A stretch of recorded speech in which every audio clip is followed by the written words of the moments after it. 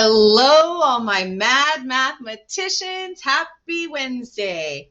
Today, I want to talk to you about the elimination method, but I promise you it's not as violent as it sounds. It does sound pretty violent to eliminate something, but what we're going to eliminate today are variables, okay? So let me explain why we would need to do that. So if I have this simple equation, x plus 7 equals 10, okay? Pretty basic, right? Most of us can do this in our heads. What number plus 7 is equal to 10? Well, that number is 3, right? You can definitely tell me that x equals 3. Why were you able to tell me that? Because there's no other variables in the equation. That's the only thing that is varying right now is that x. That's the only unknown, okay? So you were definitively able to tell me that x equals 3. However, look at x plus y equals 10.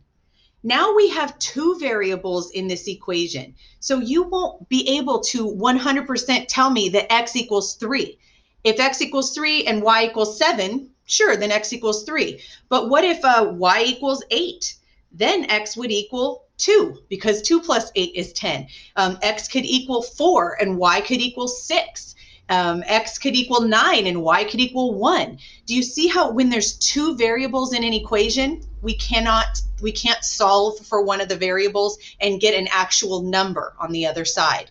So this is where the elimination method comes into play. So if you have a system of equations, and remember, this is a system because there's more than one equation there. You have to satisfy two things. Not only do x and y have to add to 4, but negative x plus y has to add to 10. So you have to satisfy two things. So the way to do this is you're going to draw a line and you're going to add the columns. Now this problem is already lined up nice and easy for us in columns. If the x's weren't lined up in columns and the y weren't lined up, we'd have to do some rearranging. But for this problem, I already lined it up in columns and I've already created some opposites here. So once we add the columns, the x and the negative x are going to disappear. That's a zero pair. They're gone. And so now we can just add down the line. Y plus y is 2y, and 4 plus 10 is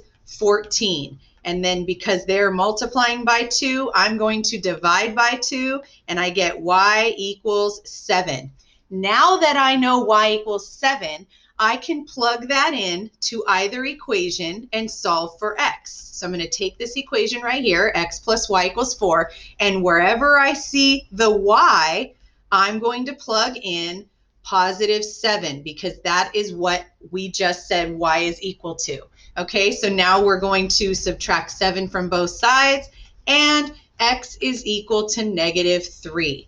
So we successfully eliminated one variable to solve for the other, and then we were able to substitute that variable into, and you can plug it into either equation. Actually, if I had plugged it into this bottom equation, let me do that real quick. Negative x plus 7 equals 10. Subtract 7 from both sides, and I get negative x equals 3. And if negative x equals 3, I'm going to divide by negative 1, and I will still get x equals 3. I'm sorry, negative 3. Positive 3 divided by negative 1 is negative 3. So in this elimination method, after you eliminate a variable and solve for the other variable, you can plug it into either equation and you're going to get the other variable. And then the last step would just be write it as an ordered pair. Negative 3 comma 7, and we write it like that because remember our ordered pairs always go x and then y. So that was the elimination method, my favorite when solving systems of linear equations.